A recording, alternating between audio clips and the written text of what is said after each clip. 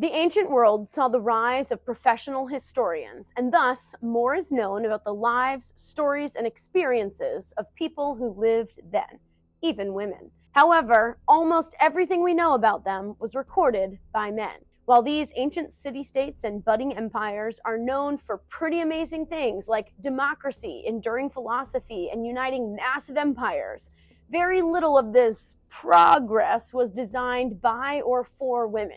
And often these ideologies laid the groundwork for millennia of oppression of women in every settled place in the world, except perhaps the island of the Amazon warriors? Warning, not all women's experiences in the ancient world were great. So this episode may be triggering for some, related to the discussion of sexual assault and rape. Welcome to Remedial Herstory, where we ask what happened to the women and put them in. In this series, we tell women's history from era to era from the perspectives of differing and diverse women. Women are half of history. Welcome to Her Story. Ancient Greece is one of the few places in the ancient world where we are able to learn about the experiences of women from women writers themselves. Much of what women wrote about was love in the form of poetry, and they were pretty good at it. In the 5th century BCE, Carina beat Theban poet Pindar in a competition 5 times. In response, he called her a sow. Classic. For the Greeks, love did not always exist in marriage. Sappho of the Greek island Lesbos is perhaps the most famous poet of ancient Greece.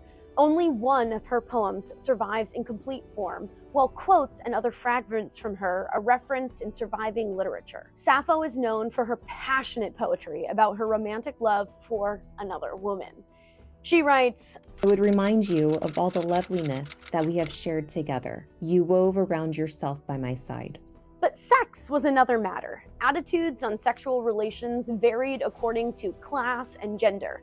Women's role was to produce legitimate children, so therefore extramarital relations with other men were suspect. Men, however, could have concubines, hire prostitutes, or even well-educated women called hetera, not just for sex, but their skills in dance, music, and conversation. Biology required that they give birth, an act that took the lives of countless women. To be married in most of world history was to triple your chances of premature death. The perpetual double standards of male and female sexuality cost countless women their lives. Women found to be unchaste were murdered by their own families in every region of the world. These so-called honor killings, which really should be called misogyny killings, remain legal by law in present memory and are still law in some parts of the world. A prehistoric grave in Britain found the bodies of 2 women, an older woman and a younger woman, who had been buried alive. The younger woman had been brutally raped, her assailant using a spear through the knee to pin her down, and was later killed by her own family for her loss of her virginity to her rapist. Because so much of a woman's life revolved around her uterus, it's no wonder medical writing in this time focused a lot on that. Hippocrates, known today for the Hippocratic oath that doctors make to do no harm, was an ancient Greek physician whose ideas were written down by other male physicians years and years later. The compilation of medical works attributed to Hippocrates is known as the Hippocratic Corpus and included treatises like Diseases of Women, Nature of Women, and the Diseases of Young Girls, looked for natural causes rather than godly retribution for disease, and is the work from which almost all medical thinking is derived in the Western world. Even today. Yikes. Keep in mind that this was written before autopsies were done, so they knew very little about the internal organs. Talk about judging a book by its cover. Hippocrates believed that women's bodies were different, and therefore their illnesses needed to be dealt with differently, logically. He remarked that a lot of women died because physicians treated them like men. But before you think he's championing women's rights, he definitely was not. Pretty much every illness that afflicted women somehow came back to a woman's uterus. Hippocratic physicians wrote extensively about female puberty, menstruation, conception, pregnancy, and menopause, and pretty regularly the cure for it was for them to have more sex with men. They wrote, "I assert that a woman who has not borne children becomes ill from her menses more seriously and sooner than one who has borne children." He dangerously believed that epileptic fits, visions, loss of breath, pain, and paralysis were all symptoms of the womb not getting enough sex. Yikes. How did the womb impact so many different body parts? They hypothesized that it wandered around a woman's body, bumping into different organs as it went. Herbal remedies were used to send the uterus back to its rightful place. One physician went so far as to describe the wandering womb as an animal within an animal. How is it that no one could see through such misogynistic claims? With such hostile views of the female body, it's no wonder that women physicians and midwives took things into their own hands. Agondis, for example, disguised herself as a man to study medicine and became a skilled gynecologist. Rival doctors hoped to supersede her by claiming she was seducing her patients, forcing her to reveal her sex to save her life. She was charged with practicing medicine as a female.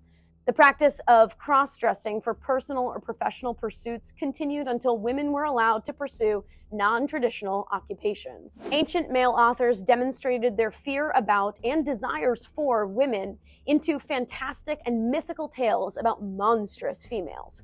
One of the most famous pieces of Greek literature, Homer's The Odyssey, is full of these women. At one point, Odysseus must choose between fighting a 6-headed, 12-legged beast woman or a female sea monster. One historian said, "Female monsters represent the bedtime stories the patriarchy tells itself," which was going strong in ancient Greece.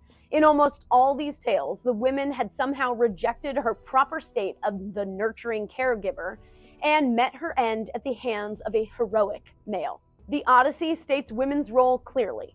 Go inside the house and attend to your work, the loom and distaff, and bid your handmaidens attend to their work also. Talking is men's business. Great, thanks for that, Homer. But the city-states of Greece were different from one another. And literature does not always reflect the realities of life in the past. It's also really hard to view Odysseus as the hero he was intended to be when he ordered women to be mutilated and hanged. Greek mythology, however, did not shy away from the image of a strong warrior woman. In fact, many of their histories, epics, and folklore describe the entire race of warrior women known as the Amazons, who are supposed to be the daughters of the god of war, Ares, and also denied their role as nurturing mothers. They are described as wearing hoplite armor, using a bow or spear, often on horseback, and being tall and muscular. These warrior women are also said to have stood toe-to-toe with the greatest of Greek warriors, according to the mythology of the time. Hercules, for example, was challenged to the impossible task of stealing Queen Hippolyte's girdle. He would ultimately be successful, but according to some legends, it took a full army to overtake the Amazons. Toward the end of the Trojan War, the Trojans were calling in every favor they had in hopes of holding the Greek alliance. The Amazons arrived from those far reaches of society and sent their best warrior, Penthesilea, to duel with Achilles, who had already killed countless Trojan warriors. There are contradicting versions of this story from there. In one version, Achilles slays her as he did the best of men Troy had to offer. In another, he slays her but falls in love with her as his one true equal just before she dies. In yet another, she kills him, only for the gods to resurrect him and have him defeat her. Herodotus claims that the Amazons eventually combined with another traditional warrior people, the Scythians, and settled in southern Russia, becoming the Sarmatians. This warrior culture, known for their ferocity, was also speculated to use women as warriors. However, proof that the Amazons ever existed is speculative at best. Yet that doesn't really diminish what they can tell us about Greek society's view of women. It's a good thing they didn't get the chance to see modern female athletes. That would have been too much for them. Classicist historian Mary Beard explained that in the ancient tradition, female subordination was an important part of being a man. She did a gendered analysis of Homer's The Odyssey using Penelope as an example. In the story, she said, as Homer had it, an integral part of growing up as a man is learning to control the public utterance and to silence the female of the species. If only Homer could have met Lizzo. Beard went on to explain that the entire works were dedicated to the absurdity and inferiority of female power. Examining the stories about the mythical Amazon women, Beard concluded that the underlying point was that it was the duty of man to save civilization from the rule of women. She elegantly showed that oratory and power in the West have always seemed to be a male sphere of influence. In the real world, however, women's lives were far more restricted. Athens, for example, is viewed as a pillar of democracy and freedom, but Athenian women were basically slaves to the men around them and had no voice in business or politics. Upper-class women were pushed into the domestic sphere, perhaps as a privilege, not allowed to speak or even be seen in public. Education was rare and only available to the wealthy women. They didn't have property rights or rights as widows. The only events that women were allowed to attend were ones of religious nature. Even without any freedoms, they were allowed to be citizens of Athens. But what is citizenship without freedom? Sparta was a world apart. Spartan women participated freely in almost every aspect of their city-state's social life. Spartan women were trained as athletes because Spartans believed women needed to be physically healthy to survive birth. They were seen outside the home, educated within the home the same as boys, although boys would go on to private school afterward. Through liaisons with men other than their husbands, Spartan women could also acquire control of more than one home and surrounding lands. Same-sex relationships among men and women were for pleasure and personal fulfillment. These relationships were regarded as natural as long as both parties were of a certain age and had consented.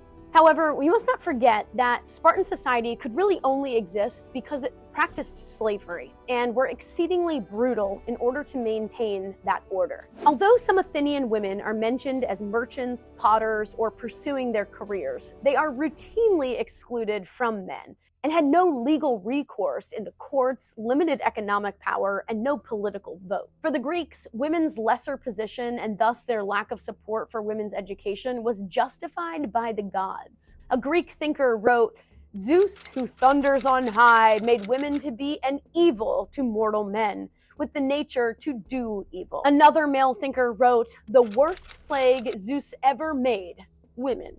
Famous mathematician Pythagoras wrote, "There is a good principle in which created order, light and man, and an evil principle which created chaos, darkness, and woman." Pythagoras, of course, was educated by Aristoclea, a female scholar who ran his school after he died. Pythagoras' daughter Dano would champion women's education. Socrates, who was educated by Diotima, another female scholar, is quoted as saying, "All the pursuits of men are the pursuits of women also, but in all of them, woman is inferior to a man." Thanks, Socrates. Really helpful. These beliefs were essentially universal among Greek men and society. Women were regarded as inherently vicious, irrational, and untrustworthy. Investment in their education was useless, counterproductive, and potentially dangerous. Women in this climate faced reprehensible misogyny. Yet some persisted in their efforts to be educated and find fulfillment beyond the domestic sphere. But one has to imagine that the lives of Greek women were a bit better than those in other places. Women's subordination was so terrible that in many places they dominated the ranks of the enslaved. Around the same time, Rome was growing. There are several stories of Rome's founding, but perhaps the most popular is the story of Romulus and Remus. This is perhaps one of the most bizarre historical legends of any city's founding. Firstly, the city has two male founders, brothers. Secondly, the brothers were born to a virgin priestess by the name of Rhea Silvia. But Silvia becomes pregnant. According to the Roman writer Livy, she was raped by the god Mars when his disembodied phallus came out of the fire that she was tending. She gave birth to twin brothers who were then thrown into the nearby river so that she couldn't have an heir to drown. But they survived and were nursed back to health by a conveniently lactating she-wolf. Interestingly, the Roman word for wolf was also a colloquial term for prostitute. So it's entirely possible that despite what the myth says, the boys were nursed to health by a very real lower-class woman. The details here are fuzzy, but what everybody agrees upon is that Romulus kills Remus and became the sole ruler of Rome. He invited the neighboring villages to have a festival, and in the middle of it, the men of Rome abducted the young women from the visiting families and carried them off as wives. The fathers of these young women went to war, and hostilities between the men were only halted because the women themselves ran onto the battlefield and begged the men in their lives to stop fighting. Romulus is the beginning of the regal period in Roman history, the time of kings before there was a Senate and a republic. Interestingly, the end of the regal period was also marked by the story of rape. A young group of drunken Romans were trying to find a way of passing the time and began a debate about whose wife was the best. To settle the debate, Lucius suggested they ride home and see whether they had good wives. All of the wives were found partying in the absence of their husbands, except of course for Lucius's wife, Lucretia, who was doing exactly what she should have been doing. It was her purity, loyalty, and chastity that made her such a good wife. After seeing such an amazing woman, Sextus became obsessed with Lucretia, and he came back to her house days later and raped her. She was mortified, and after telling her husband what happened, she killed herself because, as the Romans saw it, her chastity was more valuable than her life. Male Roman writers would discuss Lucretia for centuries. Some honored her commitment to chastity, the ideal woman. Others wondered, perhaps a pure wife was not actually that ideal. These are the same things we hear discussed today about rape victims. The takeaway: Romans living after the initial period of kings and during the time of the Republic would use these two rapes as evidence that the kings did not serve society, as Rome's early period both started and ended with rape. The experience of women in Greece and Rome was not unique. It was replicated around the world, just better documented here. Women, wherever they were, faced all the same challenges men did: war, famine, plague, and drought. But in addition, they faced special challenges by being female. Learn more about women around the world in our next episode, episode number 6, 800 to 300 BCE, Asian Philosophies and Women's Place. By the end of this era, so much remained in question. Why did these norms develop? Why would women submit to these norms? Why were they so universally accepted? Would women's education and liberation become available at all, if not in the modern sense?